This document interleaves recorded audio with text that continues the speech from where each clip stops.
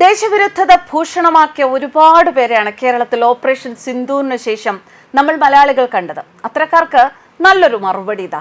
IAS ഉദ്യോഗസ്ഥൻ പ്രശാന്താണ് ഈ മറുപടി നൽകിയിരിക്കുന്നത്. ദേശവിരുദ്ധ ലൈൻ എടുത്തിട്ടാണെങ്കിലും ഒരൽപ്പം ശ്രദ്ധ പിടിച്ചു പറ്റാം എന്ന് ചിന്തിക്കുന്നവരോട് കോമാളികളാവരുത് എന്ന മുന്നറിയിപ്പ് കൂടി നൽകുകയാണ് അദ്ദേഹം. ഒരു സിവിൽ സർവീസ് ഉദ്യോഗസ്ഥൻ എന്നതിലുപരി സാമൂഹിക വിഷയങ്ങളിൽ വ്യക്തമായ നിലപാടുള്ള വ്യക്തിയാണ് N പ്രശാന്ത്.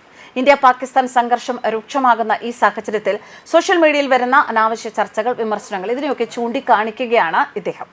യുദ്ധസമാനമായ സാഹചര്യത്തിലും ബുദ്ധിജീവി ചമയാനും വ്യത്യസ്തമായി എന്തെങ്കിലുമൊക്കെ പറഞ്ഞു എന്ന് വരുത്താനും ചിലരെങ്കിലും കാണിക്കുന്നത് കാണുമ്പോൾ കഷ്ടം തോന്നുന്നു എന്ന് അദ്ദേഹം പറഞ്ഞു. അദ്ദേഹത്തിന്റെ ഫേസ്ബുക്ക് കുറിപ്പ് വായിക്കാം.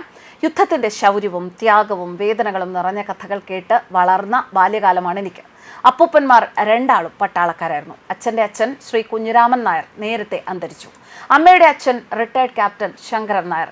ഷെല്ലുകൊണ്ട പരിക്കുകൾ തടവി പറഞ്ഞു കേട്ട യുദ്ധകഥകളിലൊക്കെ അഭിമാനത്തോടെ എടുത്തു പറയുമായിരുന്ന ഒന്നുണ്ട്: യുദ്ധസമയത്തെ ഭാരതീയരുടെ ഐക്യം.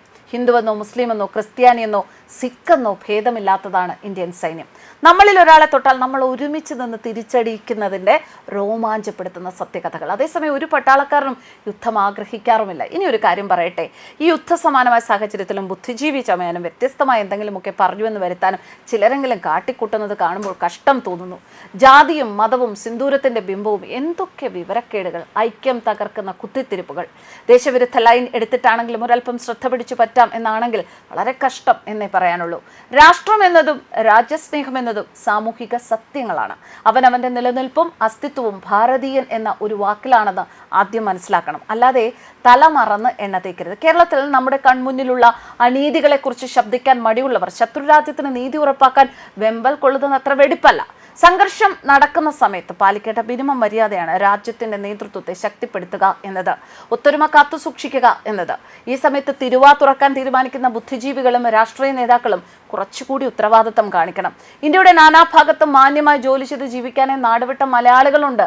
നിങ്ങളുടെ വിടുവായത്തം കൊണ്ട് അവർക്ക് നാണക്കേടുണ്ടാക്കരുത്. ഈ പോരാട്ടത്തിൽ എത്രയോ മലയാളി സൈനികരും ഉൾപ്പെട്ടിട്ടുണ്ട്. അവരെ അവഹേളിക്കരുത്.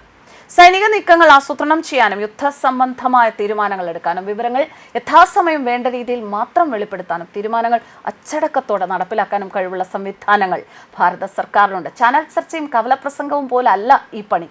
അറിയാത്ത കാര്യങ്ങളിൽ ആധികാരികമായി അഭിപ്രായം വിളമ്പാൻ പറ്റിയ സമയമല്ല ഇതെന്ന് നമ്മൾ ദയവായി മനസ്സിലാക്കണം. കേരളം ഭാരതത്തിന്റെ വളരെ ചെറിയൊരു ഭാഗമാണ്. എന്നാൽ ഒരർത്ഥത്തിൽ നോക്കിയാൽ ഭാരതത്തിന്റെ ആത്മീയ തേജസ് ഇവിടെ നിന്ന് ഉദ്ഭവിച്ച ചരിത്രമാണുള്ളത്. ഇന്ന് ലോകം ഭാരതത്തെ ഉറ്റുനോക്കുകയാണ്. അതിനിടയിൽ കോമാളികളാവാതിരിക്കാൻ നമുക്ക് ശ്രമിക്കാം. ഈ ഒരു അവസരത്തിൽ രാജ്യത്തിന് ഉപകാരപ്പെടുന്ന, പ്രത്യേകിച്ച് ഒന്നും തന്നെ ചെയ്യാൻ അറിയില്ല എങ്കിൽ മൗനം പാലിക്കുകയെങ്കിലും ആവാം. News desk karmas.